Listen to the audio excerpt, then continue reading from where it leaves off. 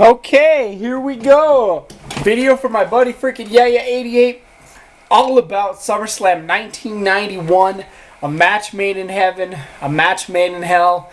And you can see on the front the lovely couple of Miss Elizabeth and Randy Macho Man Savage, who reunited that year earlier at WrestleMania 7, March the 24th, 1991.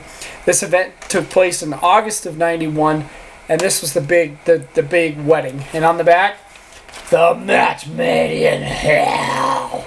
And it was Ultimate Warrior and Hulk Hogan, and they took on I want to say they were the Trio of Terror, General Adnan, Sergeant Slaughter, and Colonel Mustafa, a.k.a. the Iron Sheik. Now, what the deal was Hogan and Slaughter didn't get along in 91 because Hogan took the belt off of Slaughter at WrestleMania 7, so Slaughter got pissed and threw a fireball in his face. I don't know if you've seen that, but they had a big rivalry going into SummerSlam 91, and it was a 2-on-3 handicap. It was Hogan and the Warrior versus Sergeant Slaughter, the Iron Sheik, Colonel Mustafa, and General Adnan, with Sid Justice as special guest referee. Now, SummerSlam 91 was just hot. For some reason, some events, it just seems like the crowd was cheering harder that night. I don't know. The WWF was just on fire in August of 91. August the 28th, 1991. They were just on fire. I mean, it was the best SummerSlam by far of all of them. So what we're going to do is we're going to go look at some of the matches and some of the different tidbits, some of the different flavor regarding SummerSlam 91. So let's go check it out. This is going to be this is going to be badass. Let's go check it out. It's SummerSlam! Okay. Well, I was going to do the VCR, but then I was like, well, I'll just do it this way. We'll just do it old-fashioned. That way I can kind of get out what I want to say, and I can talk about the matches. Plus, my VCR, for some reason, was rejecting the tape. I don't know why. But anyways, SummerSlam 91, Madison Square Garden. I'm going to tell you the first tidbit on this tape. If you watch the first 5 minutes of the opening sequence of the pay-per-view, if you look very, very closely, you can actually see Matt Hardy sitting up in the top of the building. Believe it or not, you'll have to look close, but you can see Matt Hardy sitting there. And I always thought that was kind of an interesting tidbit. So anyways, let's talk about the matches. And we'll start here in a second with the six-man. Okay, the six-man tag team match featured Ricky the Dragon Steamboat, and yes, he breathed the fire, with the man himself, Kerry Von Erich, Texas Tornado, who was just a badass in the WWF in 90 and 91, and the British Bulldog, who was another badass. And they took on the heel team of the Warlord, who was just a big son of a bitch, and Power and Glory, consisting of the team of Paul Roma and Hercules. Now, if you've never seen Power and Glory and you've never seen their finishing move, check out SummerSlam 1990. They actually had this finishing move, and it was called the Powerplex, and it was where Hercules would suplex, hit the opponent, and Paul Roma would jump off the top rope with a cross-body block at the same time. It was a sick finisher. Power and Glory, very underrated team, but Roma and Herc were a great team, and Slick was the manager. Anyways, this match was just solid, badass tag team wrestling, and what wound up happening was the good guys went over in it. The crowd just lost all control, and it was pretty damn intense. It was a great way to start SummerSlam, and I'll always remember that being the opening match because it was just a fun match. Okay, next match on the card, the Bushwhackers versus Natural Disasters, Earthquake and Typhoon, who were a heel team at the time. They went over on the Bushwhackers. Andre on crutches actually came down to the ring during this match. It was okay. It was more or less a fill match. But, the Natural Disasters, they did go on and win the WWF Tag Team titles. Bushwhackers, never my favorite team. But the bad guys did win in this match. Okay, next match was the infamous jailhouse match. The loser goes directly to jail. Big Boss Man and the Mountie. Who could forget this? I mean, this was some of the funniest shit I ever saw. The Mountie wound up going to the pokey, and they fingerprinted him, and they gave him a mugshot, and Mountie was so fired up, and Jimmy Hart was so fired up. they wound up giving him the finger, and it was some funny stuff. And then this gay guy came on to the Mountie. Hi, do you like the way leather feels against my body? And it was some funny stuff watching the Mountie go to jail. Just absolutely hilarious. So entertaining. The stuff you just don't see anymore anywhere. Okay, next match was Virgil and the $1 Million Man for the $1 Million belt. Now this match, pretty damn intense. I mean, this was as high as Virgil ever got in the WWF.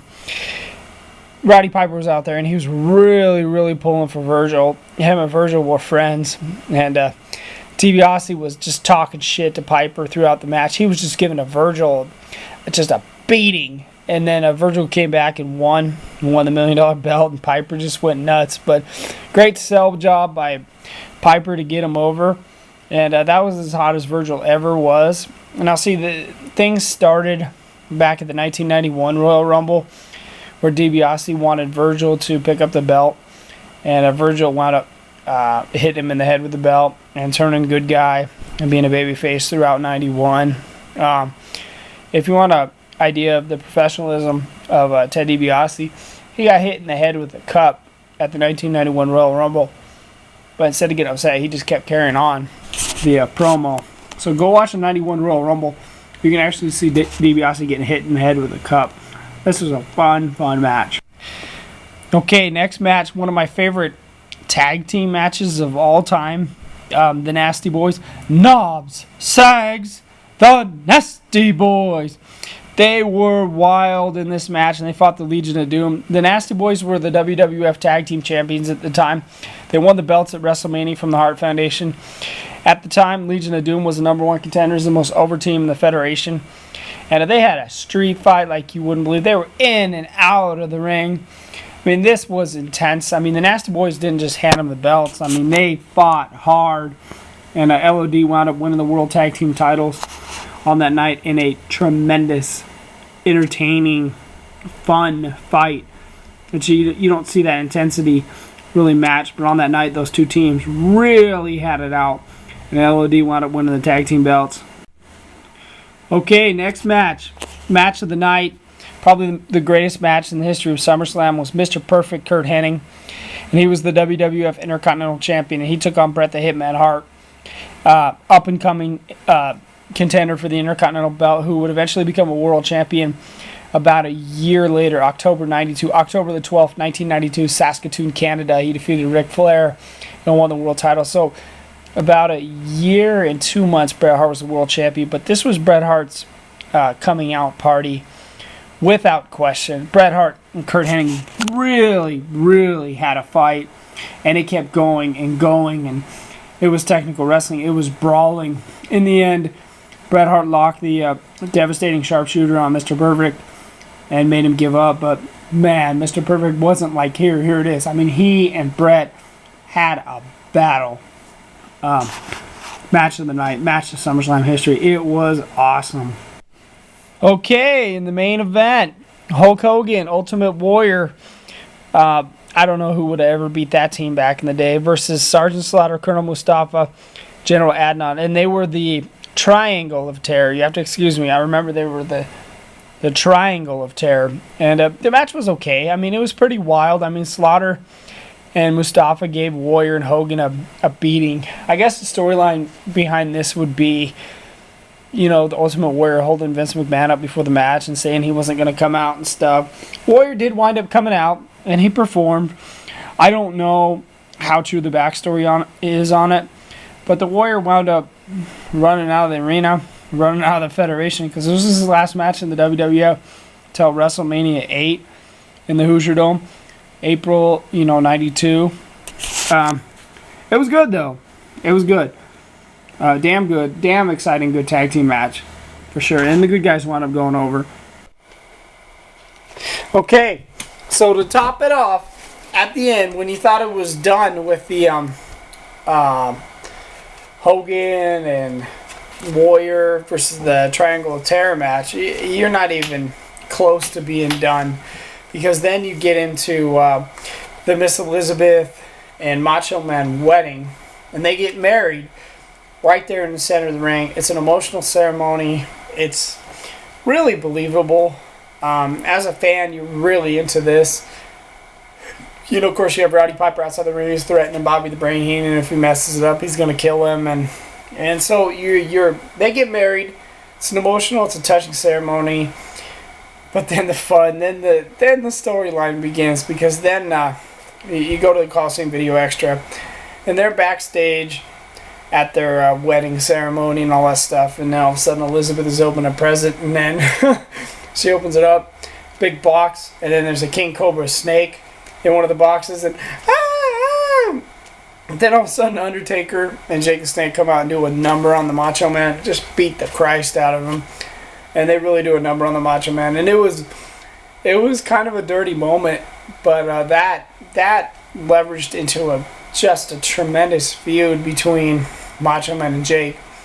I like to call feuds like that a blood feud. It means blood is shed, and it's basically one of those feuds.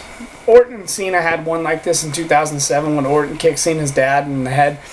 I call that a blood feud. Like, basically it means one guy's leaving the sport because the other guy is so mad at him.